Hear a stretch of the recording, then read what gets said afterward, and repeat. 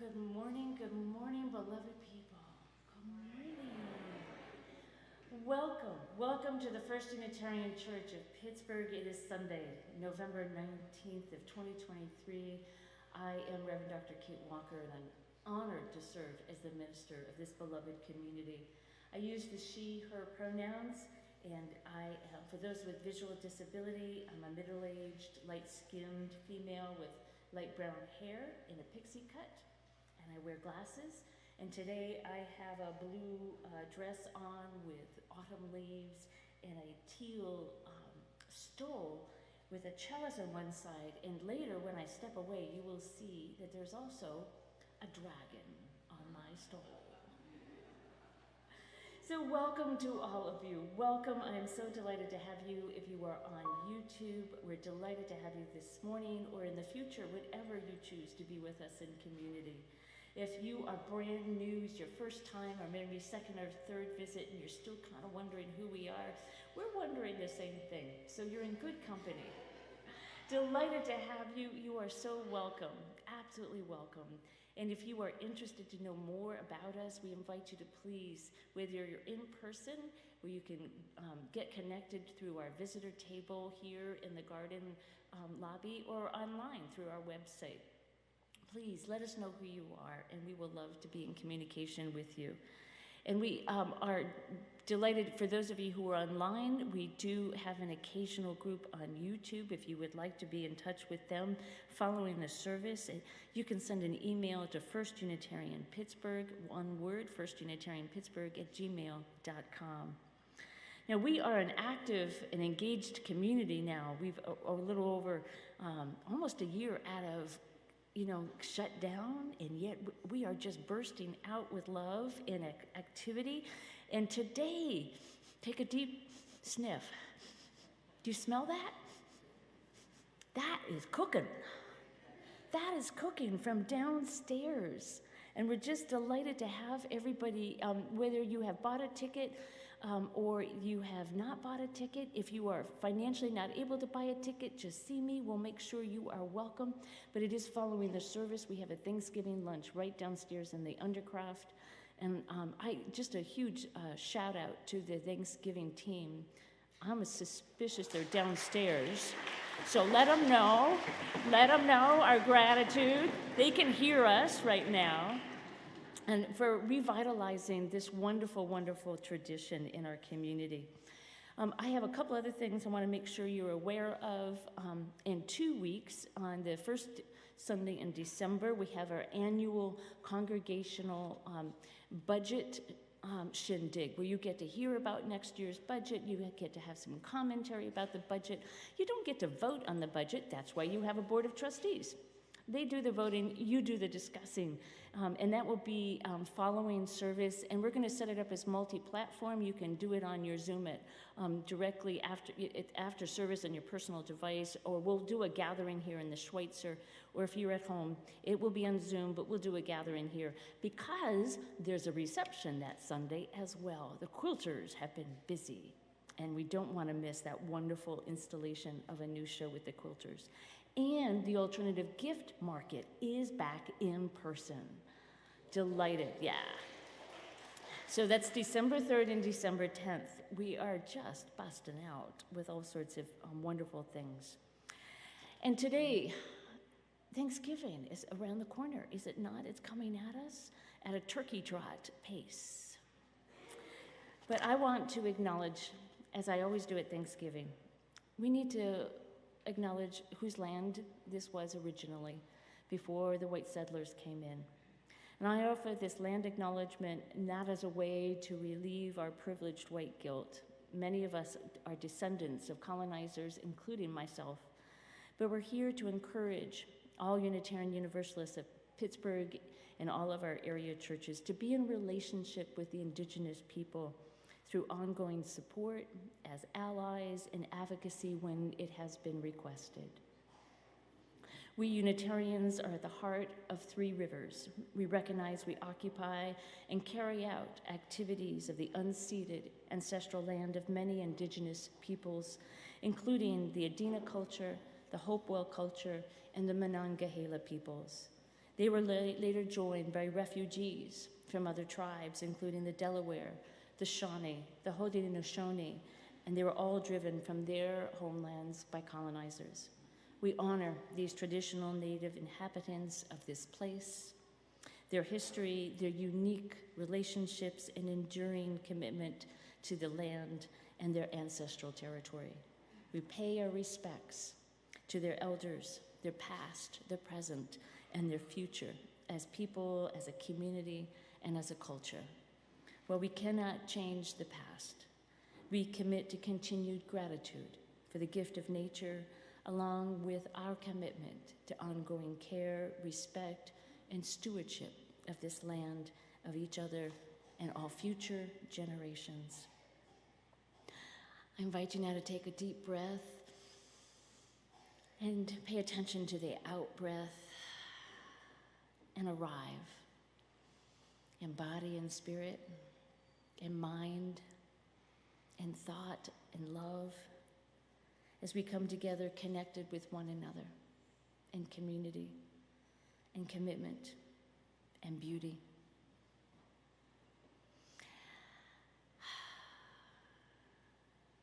We turn to our chalice lighting, the symbol of our faith. As Unitarian Universalists, this light kindles in our heart even when it has been extinguished. It kindles bright in our minds, giving us guidance when we are lost. But most of all, this symbol of our faith reminds us that we are a part of something that is deeply enriching and beautiful, guiding us when the days grow dark, back to home, back to our religious home, our spiritual home, our community. May this symbol burn bright in our hearts and minds. Thank you. We turn now to our opening hymns. Where's my page? We have two opening hymns. One is 188. The words are in your program, but if you need the tune, there it is. And the second is 399. Now, 188, Come, Come, Whoever You Are. This is a traditional Sufi beautiful song, and we're going to sing it through once all together, and then we'll sing it as a round, guided by our fabulous hymn leaders, and we will sing it as a round twice through. So it's a total of 3 times, right? Now, Vine and Fig Tree is a little more complicated. You ready? You've sung this before. You're fine. So we're going to sing it all the way through, but notice the first and the second line, there's repeats. So sing the first line, sing the first line, sing the second line, sing the second line. Got it? And then we'll sing it all the way through, and then twice as a round. There we go. I think we've got it all on the same page. Please stand as you're able in body and spirit.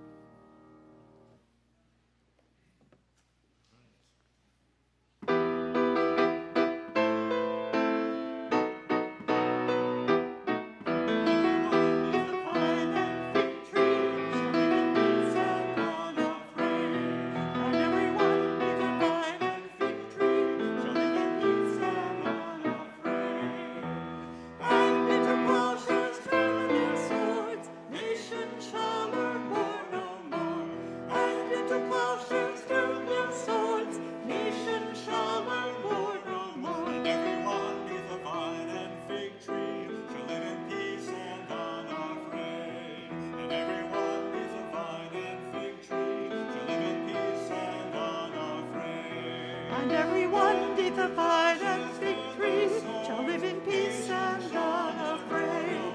And everyone neath the vine and fig tree shall live in peace and unafraid.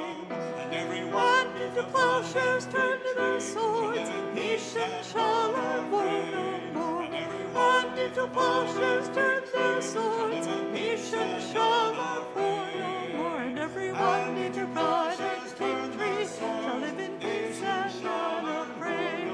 And everyone neath the vine and fig tree shall live in peace and unafraid. And if the plowshares turn their swords, nation shall learn war no more. And if the plowshares turn their swords, nation shall learn war no more.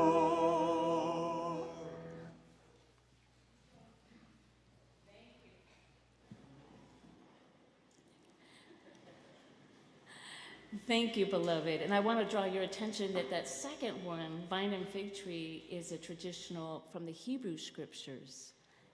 Do you see what I did there?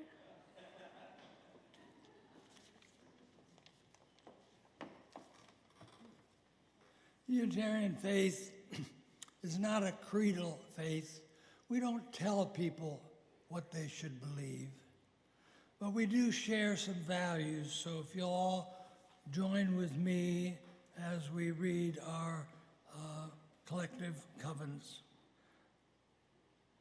We covenant to affirm and promote the inherent worth and dignity of every person, justice, equity, and compassion in human relations, acceptance of one another, and encouragement to spiritual growth in our congregations, a free and responsible search for truth and meaning, the right of conscience and the use of the democratic process within our congregations and in society at large, the goal of world community with peace, liberty, and justice for all, respect for the interdependent web of all existence of which we are part, journeying toward spiritual wholeness by working to build a diverse, multicultural, beloved community by our actions that accountably dismantle racism and other oppressions in ourselves and in our institutions.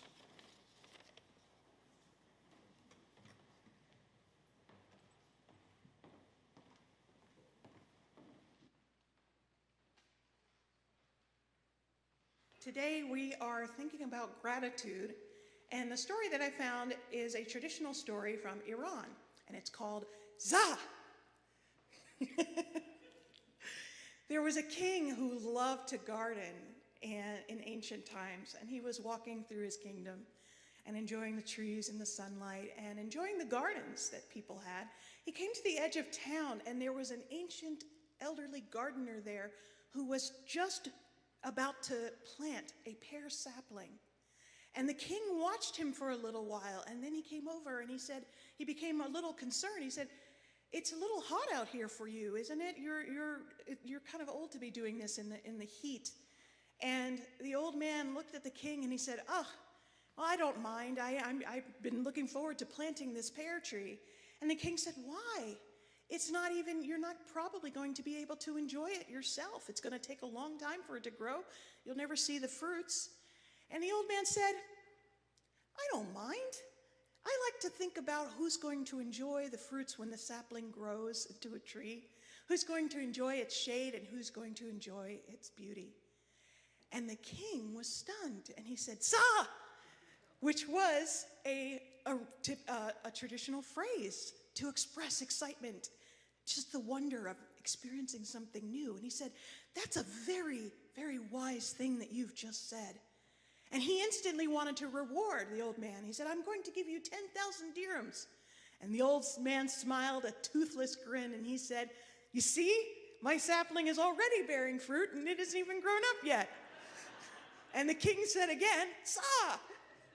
He looked out and he started to contemplate the mountains and his vast kingdom, and he said, "If I approached my kingdom and governing the way that this man approaches this sapling, with gratitude for the future instead of only the present, I bet my kingdom would thrive and be a happy place. And because he had this thought, he wanted to reward the elderly man again. So he said, I'm going to give you another 10,000 dirhams. And the old man smiled again, his toothless grin, and he said, usually a tree only bears fruit once a year, but mine has borne fruit already twice for me. Zah, said the king.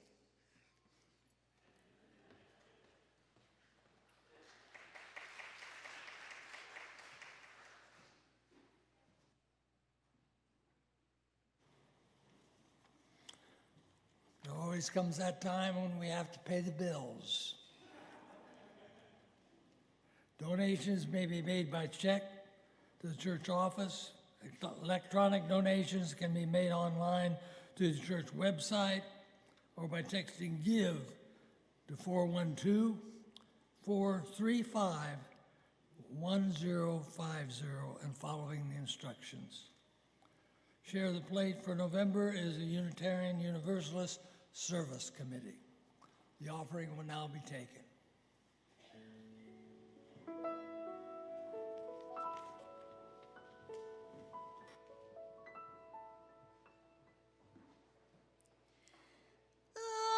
Hôm nào mình cùng chân chuông nằm ngắm sao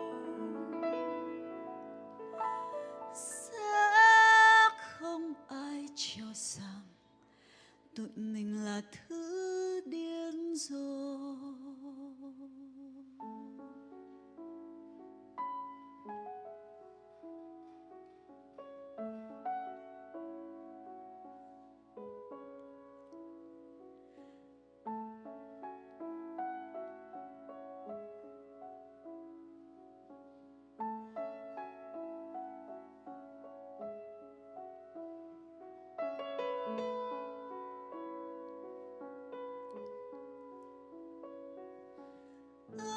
Hôm nào mình cùng chân chuông nằm ngắm sao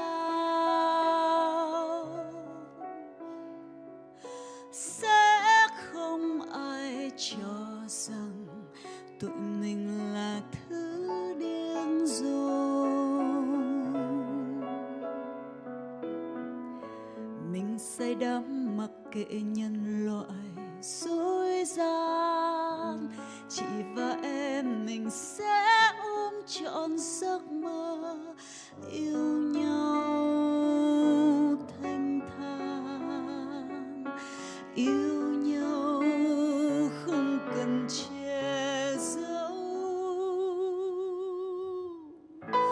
Ước sao con người không biết ghen tuông, ước sao con người không biết dối gian, ước sao con người không phá tan hoang khu rừng kia hay nhận thức ban sơ. Ước sao con người không biết oán hờn, sẽ không bao giờ nói xấu anh em. Ước sao con người chỉ biết yêu và biết yêu thôi.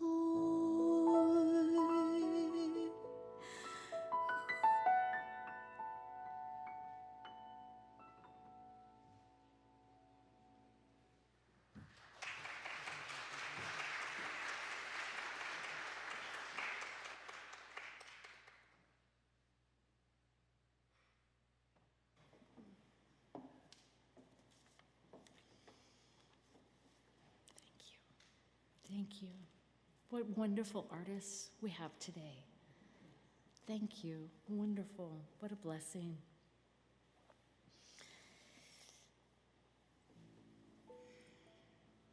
Our hearts are full, are they not? With all sorts of confusing emotions. One moment we're feeling joy and gratitude, and the next we feel concern and sorrow, even grief. And yet we come together to bear these with one another. holding each other with love and tenderness, but we're also to build resilience and strength. I invite you, if you have not shared your joy or your gratitude, if you have not shared your grief and sorrow, please do. It is so much easier when we do not have to bear it alone. Today we are offering our concern to Christine Michaels, who took a spill out here on the sidewalk coming into church. And she wanted to come into church, but it was very wise people who said, no, it's time to go to the hospital, and E.B. Evans went with her. So I will keep you apprised of how she's doing. Yeah. We're also giving, I announced the birth of a baby from Sicily, who is our communications director, and now I know her name. You ready? Ready? Kaya. Kaya, K-H-Y-I-A. Kaya, and she's gorgeous. I've only seen pictures, but she's gorgeous. So she was born Tuesday a week ago. Yeah. And today we also hold in our hearts, tomorrow is Trans Remembrance Day for our trans siblings in this time when they are being attacked and persecuted and condemned and judged and harmed. And so many of us have trans siblings, or we have parents, we have cousins, we have family members and children and friends and neighbors, and they need our support every day, every day. I invite you now into a time of personal prayer, of meditation, and a few moments of gentle silence.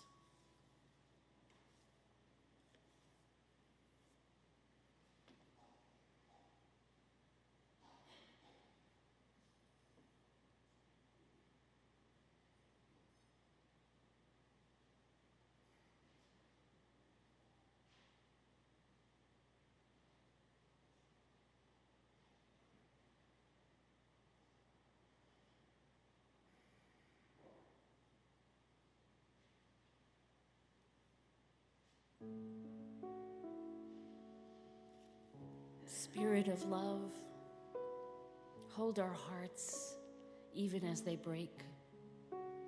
They may break into 1,000 pieces, but we know we can mend them together again, and a heart that is stronger, more resilient, and bigger. A heart that can embrace this world with compassion. Spirit of life, fill our bodies and fill our minds. Give us guidance when we are lost. Help us understand the depth of the conflict in Israel and Gaza. Help us understand the complexity, to open our hearts and never lose our compassion and our capacity for empathy. These are what guide us in our words and deeds as we all help in whatever way we can, with peace, with healing, with expanding the universe with love. Help us remember those who are breaking in Ukraine as they defend their country and their homeland. We hold in our hearts our trans siblings, our family, our friends, our neighbors. May they know that our home is a place of safety and love that is unconditional. May they know that they are accepted and celebrated in the wholeness of their being. Blessed Spirit of life and love and justice, be with us, guide us, strengthen us, embolden us. Blessed be, and amen.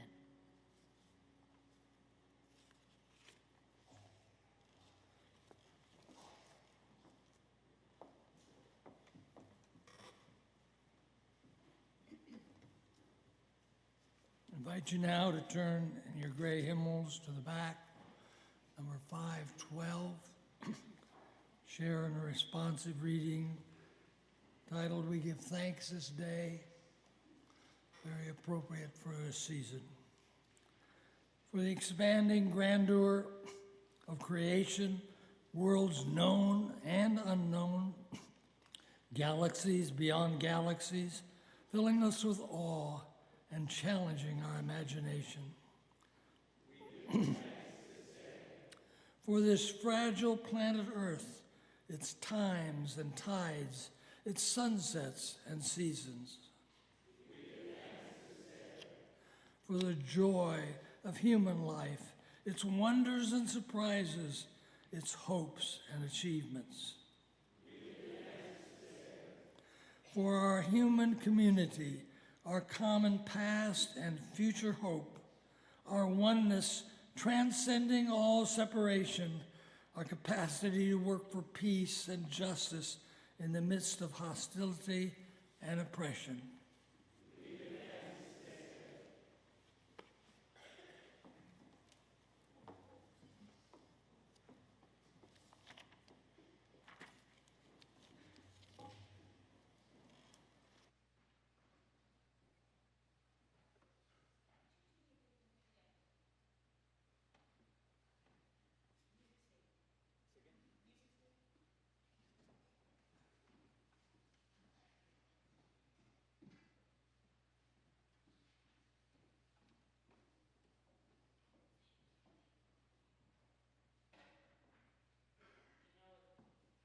You know things are going to get interesting when I get the music stand down.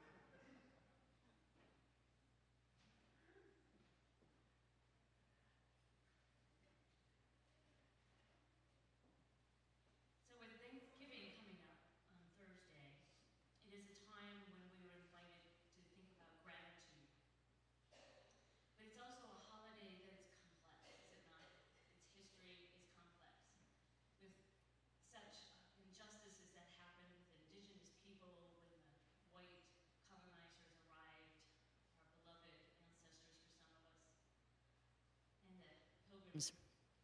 And we gather with families that have complex relationships, whether it's families of choice or by birth. There are complex relationships. And we try and do our best to come up with some beautiful gratitude amongst all this complexity. So I thought it would be nice to share a story about three sisters. I had no idea the connection, sisters, but yeah. A story of three sisters. And this is a traditional indigenous, American indigenous story, and there are many, many versions of it. And later I'm going to ask you why there are so many versions of this story. And this one I'm going to add is from the Haudenosaunee, which is a six-nation confederacy, of course, here in the northeast of the United States. And this is how the story goes. A long, long time ago, there were three sisters that lived in a big field. The youngest of the sisters could not walk, just crawled around the field and always dressed in green. The middle sister was always dressed in yellow, but was always moving about the field from here to there in erratic ways. The oldest sister stood tall and slender and strong, and had a green cape over and long yellow hair that flowed. And that sister was strong and would sway in the wind. The three sisters couldn't imagine ever living without the other. They were so close. Then one day, a young boy from the local tribe came. He was young, but he was strong, and he was smart, and he was handsome. The three sisters watched him as he took out his stone knife and he carved wood bowls, or maybe he shot his arrow off. And they were fascinated by him, and then he left. And the same day that he left, the youngest sister disappeared. The two older sisters were bereft. They could not find that young one who couldn't walk, who needed a stick to pull herself up if she wanted to stand. They were bereft throughout the fall. Then soon the young boy came back again. He was gathering reeds down by the stream, and he was turning them into arrows. They were fascinated by him. When he left, the second sister disappeared, the one that was always dressed in yellow and would run hither and thither across the field. The oldest sister was so bereft, but she stood strong. She did not bow her head, but she did sigh into the wind with her sadness. But soon as the fall came, her green cape began to dry and lose its color, and the yellow hair began to get dry and to tangle as well. But no one heard her sighing, so soft. But one day the boy came back, and he heard her sighing of sorrow, and his heart was so taken by this that he gathered that sister in his arms and took her to his lodge. And there, to her delight, she found her two sisters were already there. And they explained that they were fascinated by this boy and had followed him home. They found the home so warm and wonderful, and I thought, this is a nice place to spend the winter. And already they were helping the family. The youngest sister was making sure the pot of food was always filled, and the second sister would dry herself out and making sure that the long winter there was more food. The oldest sister was so inspired that she too dried herself out and made sure that all was well fed through the long winter. And they were never separated again. Now, why are there so many different versions of the three sisters' story through many, many different indigenous tribes? Who were the three sisters? Squash, corn, and beans. It's a metaphor, right? For these wonderful three parts of the staple of a good diet. And what we know also from the Haudenosaunee is a basic agricultural lesson that we also need to take into heart, is that they learned to plant them all together, not one by one, because they helped feed each other, they helped care for each other. The beans would support the stalk of the corn when it was gusty wind, and the squash, its big leaves would protect the soil to keep it, help from drying out so it was moist. And they all provided nourishment, nitrogen into the soil so it was regenerated again and again. And what we all know is that when we are together, we are stronger. We are stronger always. And this is part of, I think, what is important to remember in our gratitude during the holidays. But there are difficult times when we need to, where's my place? I've lost my place. Here we go. But there are times when we're tired, aren't we? Times when we're tired physically, spiritually, emotionally, and we need to rest. We need to take a winter's nap, perhaps. Maybe even spend some quiet time alone, or perhaps it's a time to ask for help. There are other times when we're energized and we have something to give. Our heart and our hearth are open, and we can invite each other into our lives. And this is a reminder that we are part of the interdependent web of existence. It is important to remember and to be grateful for this all the time. And those cycles of regenerations and the cycles of the seasons, it's important to remember to pay attention to our bodies and what is happening in our bodies, because our bodies are full of wisdom. So how do we stay healthy? Can anybody tell me, how do we stay healthy so our bodies, can you tell me? Yep. Exercise. And eating healthy food, absolutely. Do you like beans? Yes. And green beans, okay? And corn and squash? Yeah. How else can we stay healthy? Sleep. Oh my gosh, yes. Sleep. Yeah. Anybody like sleep? Excellent. Okay. Yeah. How else can we stay healthy? Hydrate, drink lots of fluids, water, beautiful fresh water. Okay, how else? And eggnog. Yeah. And what? Laughter. Laughter. Can we any laughter in the room? Excellent. Laughter. What else? What was that? Vaccinate. Yeah. Get vaccinated. I want to suggest something else. Singing. That's why I was looking at you, Rob. Sing. Singing brings our body back into alignment. It gets us grounded. Doesn't matter what note. Doesn't matter what song. Even if you're just humming, it brings our body back into alignment and grounded.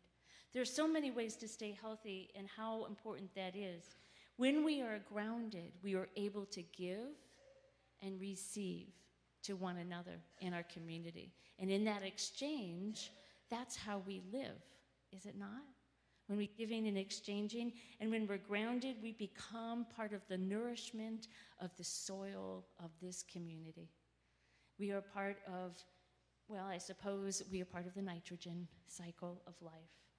So may your holidays be full of both small acts and great acts of giving and receiving. And Erica and I are going to teach a song, and we're going to have a ritual. This is a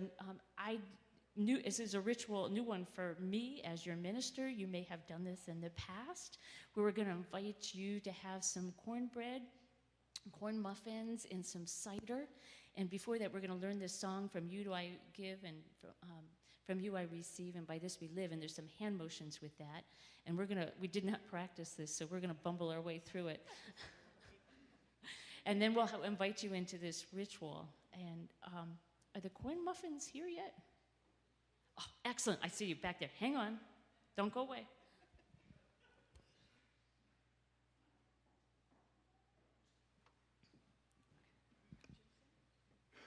You want to go, why don't you guys come up and sing, and we'll do the hand motions. Yeah, thank you. And what's the number, 402? 402. Yeah, 402. But you'll remember the words. It's, yeah.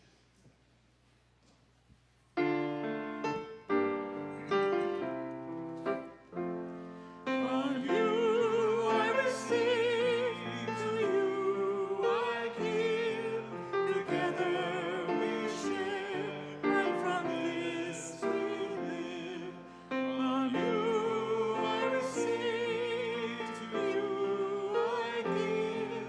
Together we share, and from this we live.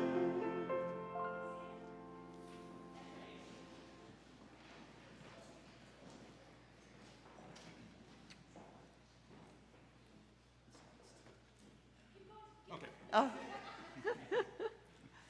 We'll just keep going, I think.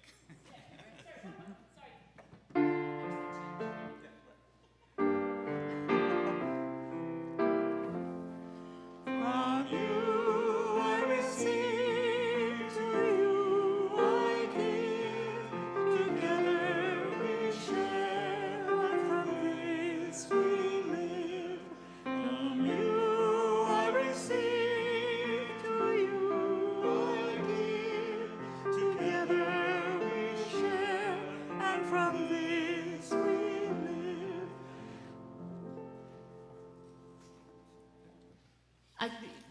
We're going to ask Mark to go ahead and keep playing the tune as we do this ritual. I hope that tune stays stuck in your head all week. I'm going to invite our corn muffins to come on down. Feel free to sit if you need to. Trevor and Robert, I see you back there. Come on down with as many, and they may need help. There we go. They've got help. They're going to. Thank you. These are our bakers.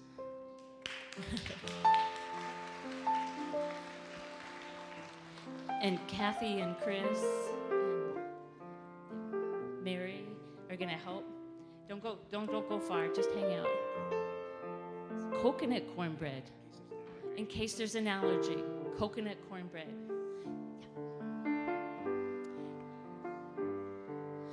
So we're going to invite you to form two lines there and there to come down. And here's the tricky part. There's a little coordination, okay, choreography. As you come down, and please be aware of sensitivity. I understand that coconut cornbread muffins and cider. You take it from the tray, but you don't take it. You then turn around and give it to the person behind you, okay? And so the first one will receive it from Erica and I, and then the last one will give it to Erica and I. Good to go? Oh, yeah, you guys want to help? Absolutely, yeah. So, and then you exit down the middle. So form lines down on the sides, and then exit down the middle.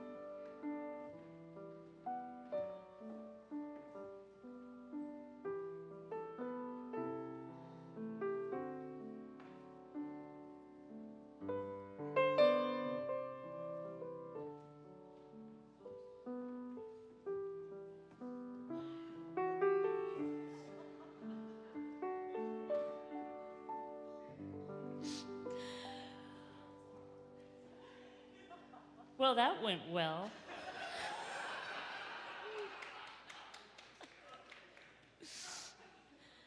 Next time we will hire somebody from the ballet.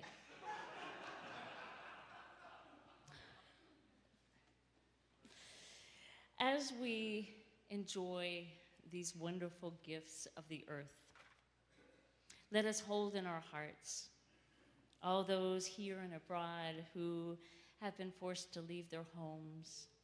We hold in our hearts those in abroad whose homes have been lost.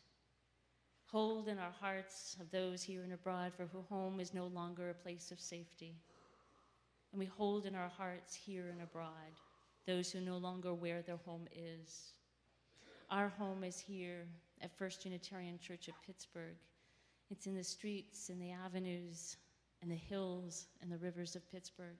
For this, we are grateful with deep, deep essence of who we are as we take our muffin and our cider and enjoy the beauty of this planet with gratitude.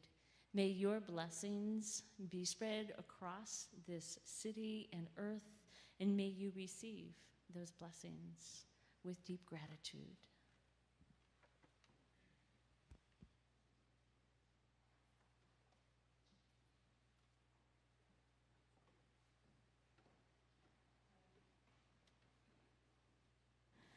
I invite you to stand as you're able, in body and spirit. 1010 in the teal hymnal, we give thanks.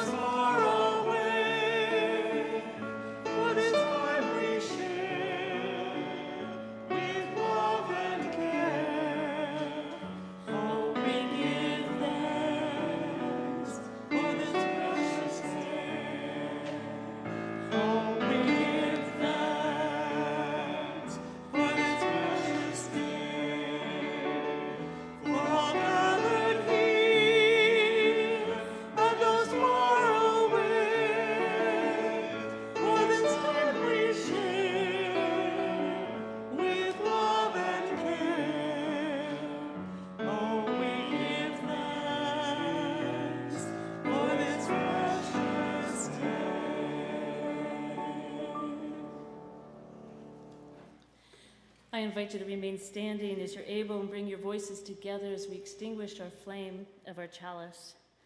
The words are found in the order of service as well as our hearts.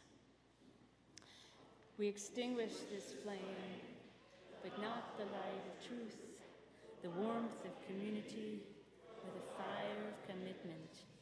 These we carry in our hearts until we are together again.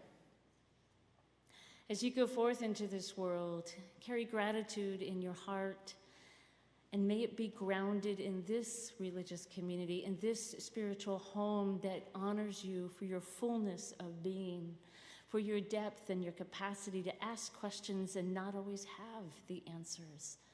May gratitude be sustained by the strength of your love for one another. I invite you to go downstairs in an orderly fashion. And there are two lines. I leave one is for those who are lost and one who are found. And I believe that refers to your ticket. Go forth and return again, my beloved, and have a wonderful, safe, and gracious holiday. Blessed be.